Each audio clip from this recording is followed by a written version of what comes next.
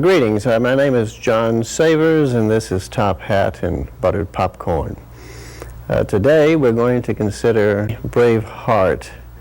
This being so, movie Braveheart was a Mel Gibson dominated film. Mel Gibson was a father producer, crew, along with Alan Ladd Jr. and Bruce Davey. He was the director of this movie. He was, of course, the star of this movie. Others appearing in this movie: Sophie Marceau, Patrick McGowan, and Catherine McCormick. This was a film with some technical problems in the sense that there were, at the beginning of the film, some visible jump cuts. The film itself showed some irregularities, black ovals on the film, and some flaws of that sort. The camera work often seemed to leave the top of heads off, and sometimes pans seemed to be a little slow in the development, so that people began to speak before they had been properly framed, and this could have diminished from a film, but I tend to forgive this particular film. I liked it very much. Mel Gibson came up greatly in my mind by this particular film, by this effort. I do have a bias for historical films, and I will admit this. This particular film deals with a Scot hero named William Wallace. The time period is 1280 to 1314, and at this particular time there was a considerable amount of antagonism between Scot nobles and people and the English lords under Edward Longshanks. Edward Longshanks is depicted by the narrator as a pagan, and be that as it may, he was observed as a ruthless individual at any rate, and he was intent on expanding his realm. He used standard techniques to do this, such as robbery and relocation of persons and so forth. During this particular film, he, in a speech to some of his nobles, made the statement that the trouble with Scotland is the Scots, and therefore he intended to resurrect a law known as prima nocte, first night sexual privileges with a common girl who on a bridal day. It was thought by Edward Longshanks that if they could not get rid of the Scots one way, well, they would just breed them out and get the proper kind of nobles in Scotland, nobles loyal to him and to his greater vision. Consider. Now, the modern correlatives of Edward the Longshanks in the United States and Europe and the English-speaking world, generally speaking, the European-derived world, have used or are using a new technique that is basically refugee immigration and wholesale immigration, and it has the same net effect. And in this way, the powerful hope to create a population more docile to their aims. With this in mind, of course, being an Englishman, he was also at this time having to do with the French, because being a descendant of the Normans, he had his claims in France also. And of course, the King of France at this point in time was nowhere near as powerful as he would be 2 or 3 centuries later, but at this time there were still powerful dukes and nobles in France to compete with him, just as there were in England. And Edward Longshanks noted that if he could not control the whole of the English island, how could he impress the King of France with his majesty, his power? And this being so, he set about pacifying Scotland. In the meantime, he arranged to set the wheel, so to speak, turning toward an accommodation with the King of France, in that he arranged to have a daughter of the King of France marry his son, the Prince of Wales, a character who is depicted as a weak man and a man who had no interest in women. This being so, it was whispered about in the English court that perhaps the plan of Edward Longshanks to begin with was for he himself to consummate the marriage. Be that as it may, this alliance was made.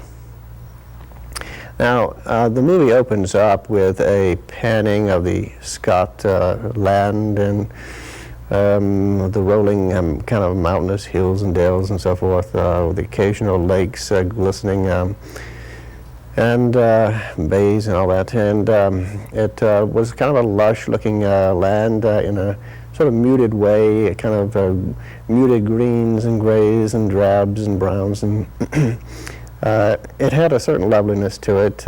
You could see how the attachment might develop. The pan rests at a shack, and during this panning and coming to rest to the camera at this shack, we have a narrator setting the historical status of things and identifying the situation. For the ruthless Edward the Longshanks had invited the difficult Scot nobles to a meeting. None were to bring weapons, and only one page, and they would try to reach an amicable accord. Also invited to the meeting was a commoner who was a freeholder of land named Malcolm Wallace. Now, parenthetically, I'd like to say that this title, this freeholder of land, was a status of considerable merit, and it was this particular concept of the freeholder of land which evolved through the English common law and came to the United States at its birth by the founding fathers under the concept of a natural freeborn citizen, a natural freeborn citizen. And this particular citizen in the United States system was originally set to be a sovereign. Now, the founding fathers had of America. Now, the founding fathers of the Republic of the United States of America had originally used this same status, lawful status, using the term natural freeborn citizen, which carried basically the same sense as a freeholder. And also, since the Republic had no sovereign, sovereignty rested in the individual citizen. And this concept was pretty much lost over time. It was not lost so much as hidden, I would say. But the only prominent politician that I've heard of in the last 100 years who have talked much in this regard was Huey Long, a brilliant politician, lawyer from Louisiana, who spoke of this particular concept in the vernacular using the term, make every man a king. This term usually has been associated with him in some kind of buffoonery of a way, and very few people understood just what he was getting at. But basically, he was promising the people only what the Founding Fathers had given them to begin with, and which they had pretty much thrown away. So Malcolm Wallace was a freeholder, and he was going to the meeting with his oldest son, John. He had his younger son, William, tagging along, and he was trying to get the boy to go home, but to no avail. Now, we know from the narrator that in this shack, all the nobles had been slaughtered, and we see this depicted in the film. It's a rather powerful scene. We see these men in this particular shack hanging like smoked meat from the rafters. It's a rather gruesome scene, and it's witnessed by William, the lad, and makes a powerful impression on him. It's at this particular scene that we also come to realize that this boy, William Wallace, has a powerful tendency to dream visions in which he speaks to the dead. And this has a kind of a spooky undercurrent in this film. And William Wallace had, as a boy, lost his father because the father, having seen what had been done to the nobles, had gathered together some of the farmers, and they had determined to kind of carry on a guerrilla warfare against the English, and in the process, Malcolm Wallace had been killed.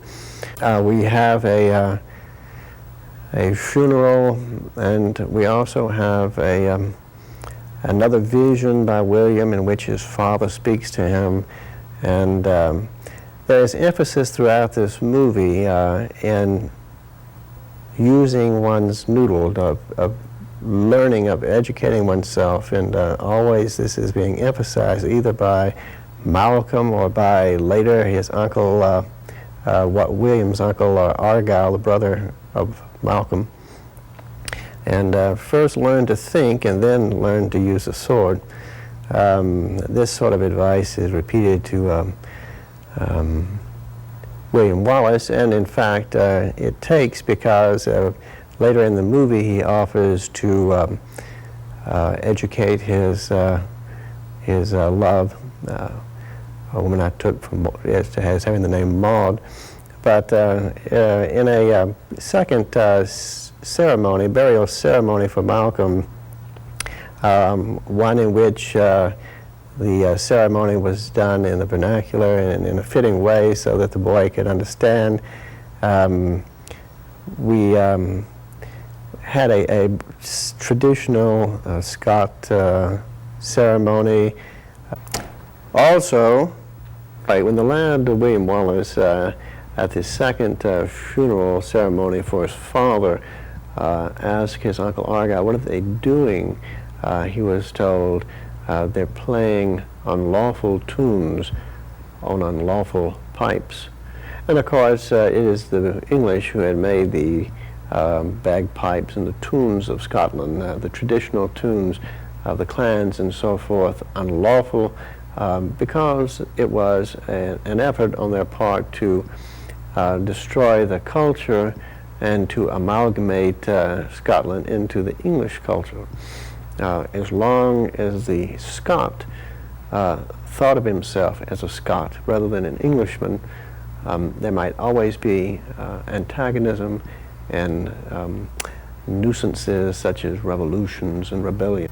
Thereafter, Uncle Argyle takes William under his wing, and they go off to Europe where William is educated. We see William returning as a man with long flowing hair, and this is the Mel Gibson entry into the film, riding a horse across the Scot terrain.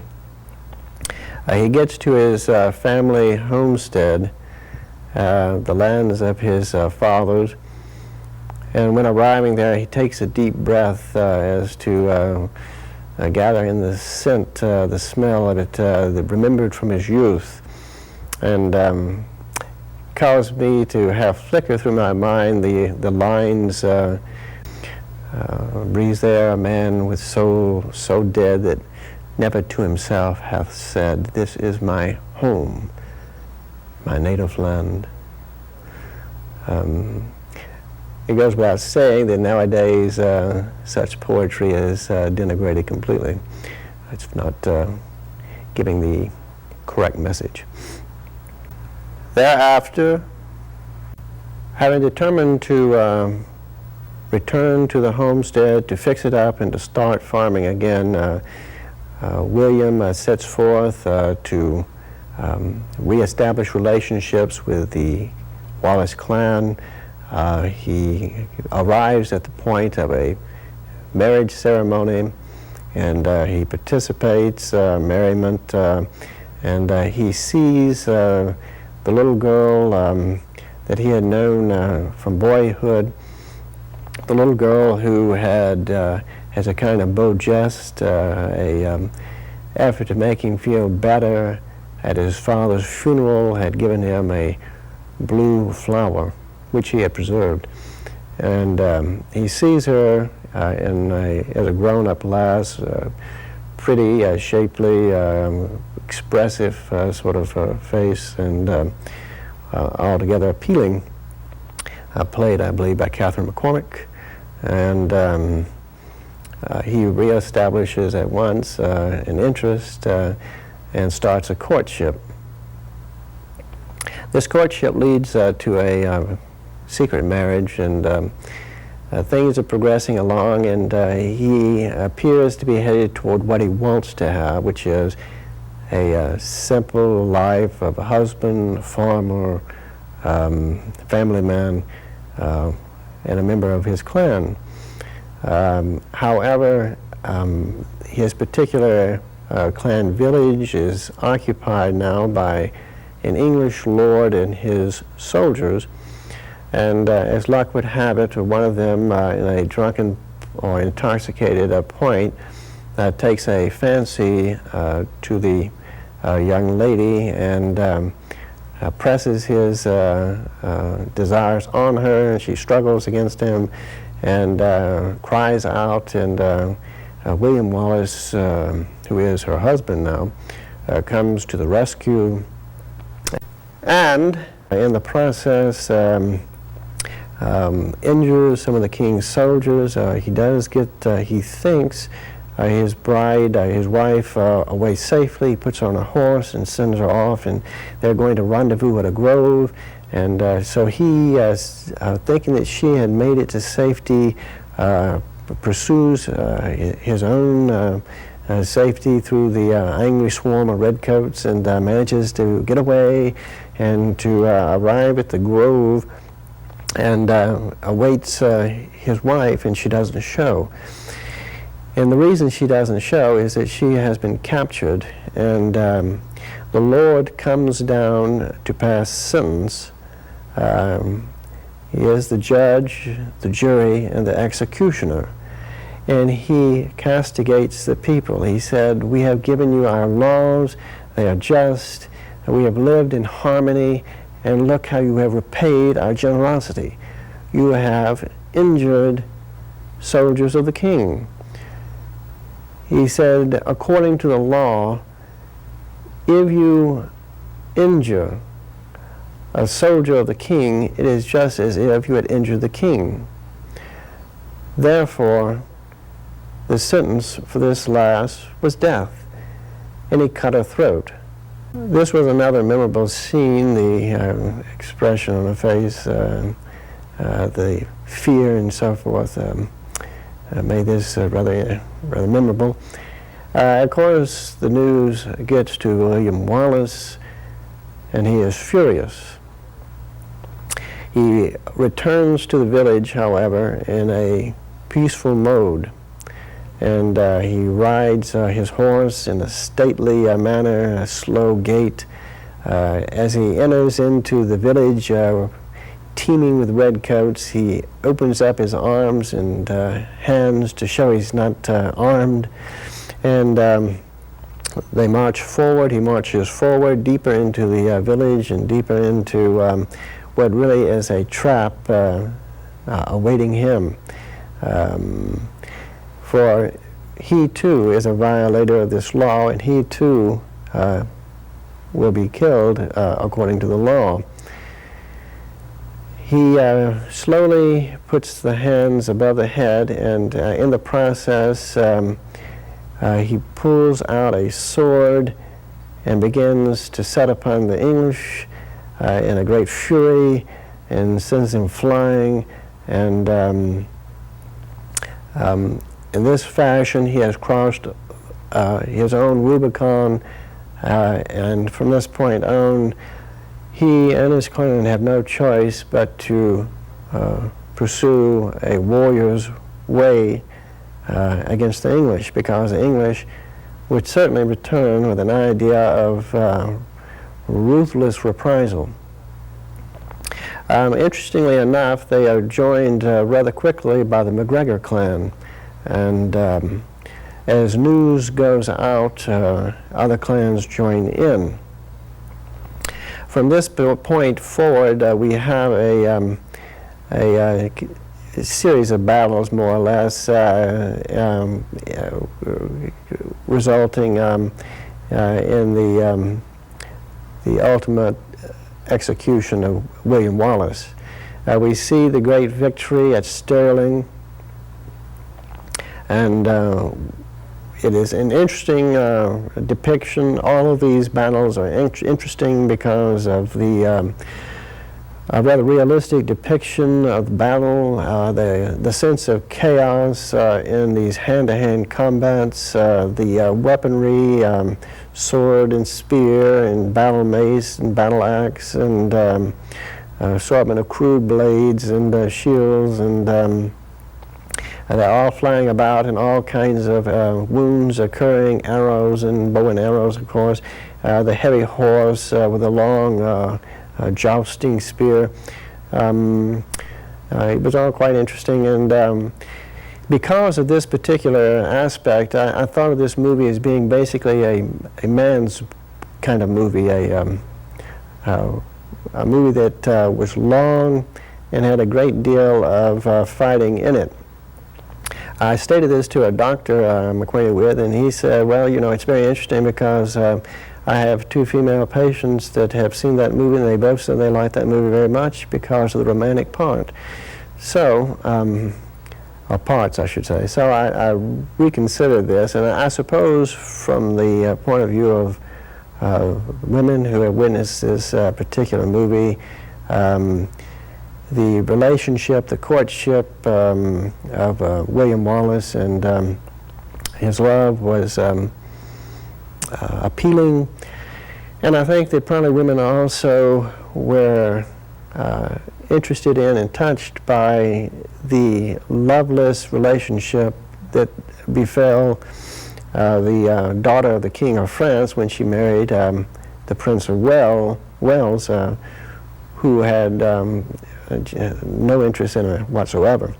Events following Stirling were rather victorious. William Wallace was knighted by the nobles of Scotland in a council, proclaimed Sir William Wallace, and honors were given to his what were called aide-de-camp, but basically his closest clansmen, plus an Irish gent who appeared on the scene, a humorous and wild individual who claimed to be the owner of Ireland, so to speak, Foul Kirk, which was lost. One of the interesting things about Foul Kirk was the duplicity of Robert the Bruce, a character who is rather interesting because he is a borderline traitor and a borderline hero, and it appears that even he does not know exactly where he's going to fall.